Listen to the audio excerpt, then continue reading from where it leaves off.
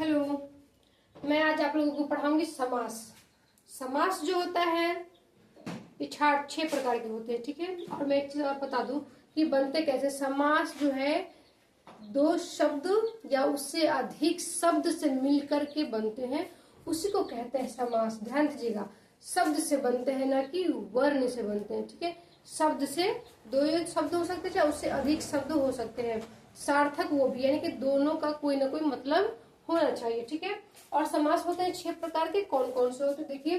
तत्पुरुष समास, कर्मधारय समास, द्वंद्व समास, बहुब्रीहि समास, द्विगु समास और अवयवी भाव समास। तो मैं पहले आपको बता दूं कि जो तत्पुरुष समास होता है ये एक तरफ से इसको जैसे कोई भी जो जुड़ा रहता है उसको हम कहते हैं, जैसे कि विद्यालय यानी विद्यालय, विद्या के लिए आलय यानी कि के लिए, किसके लिए, विद्या के लिए।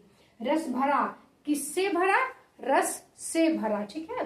देखिए जोड़ दे कि ये दो शब्द, इसमें दोनों शब्द जो है सार्थक है। इसको तोड़ेंगे तो अपने आप ये बन जाएगा। मैं आपको तोड़ के भी बताऊंगी, लेकिन तोड़ना जो है वो संधि विच्छेद कहलाता है।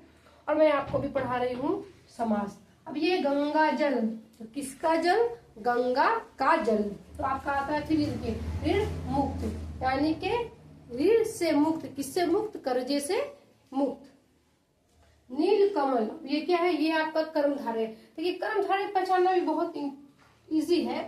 कोई भी विशेषता होती है, जैसे विशेषता हम लोग पढ़ते हैं वही होता है ये विशेषता, ठीक है। जैसे कि कर्मधारय समास, तो क्या है कर्मधारय समास, यानी कि नील कमल, नीला है जो कमल, ठीक है। नीला कमल कौन से कलर का है, नीला, यानी कि पिंक कमल, यानी कि गुलाबी कमल, तो गुलाबी है जो कमल। लाल कपड़ा, यानी कि लाल है जो कपड़ा। चाहे पीला वस्त्र, पीला है जो कपड़ा, ऐसे यानी कि उसका विशेषता बताएगा। यहाँ पे देखिए महाकवि, कौन कवि, महा, जो महान है।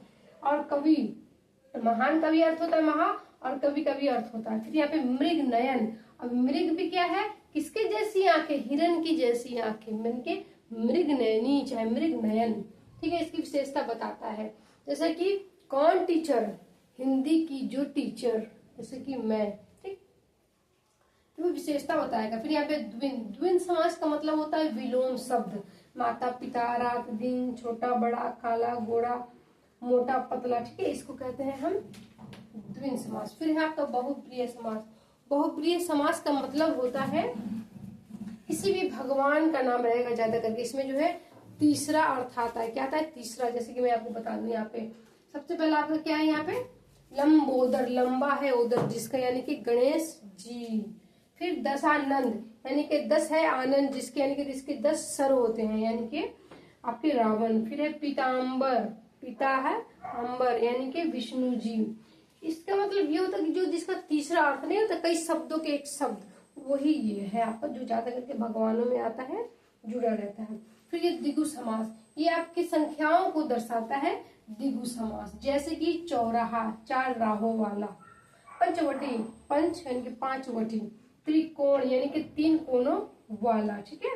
चाहे त्रिकोण हो गया, पंचवटी हो गया, चौराहा, इसी तरह कोई ना कोई आपका जो संख्या को दर्शाता है।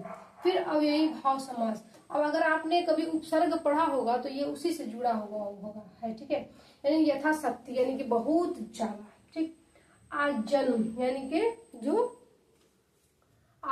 जन्म। और ये क्या है, प्रतिदिन, ठीक है। प्रतिदिन यानी कि रोज रोज, यानी कि जितने उपसर्ग होते हैं वो आपके बनते हैं अव्ययी भाव से, ठीक है। तो यहाँ पे आपका आ जाता है ये समास, जो कि 6 प्रकार के होते हैं।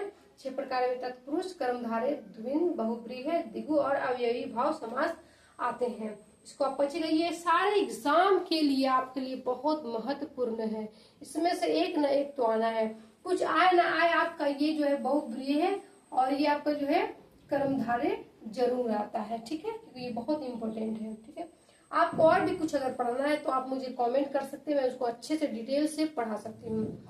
आज संडे है, मैं इसलिए पढ़ा रही हूँ, फ्री हूँ, क्योंकि बाकी दिन तो स्कूल में रहती हूँ, टाइम एकदम नहीं मिल पाता है। तो आज मैं संडे फ्री हूँ, तो ये मैं पढ़ा रही हूँ आपको। अगर आपको और भी कोई टॉपिक अच्छे से डिटेल से पढ़ना है तो आप मुझे कमेंट करिए, मैं उसको जरूर पढ़ाऊंगी, टाइम निकाल करके पढ़ाऊंगी और अच्छे से पढ़ाऊंगी, ताकि आपको दोबारा पढ़ने की जरूरत नहीं पड़ेगी, ठीक है। So thank you.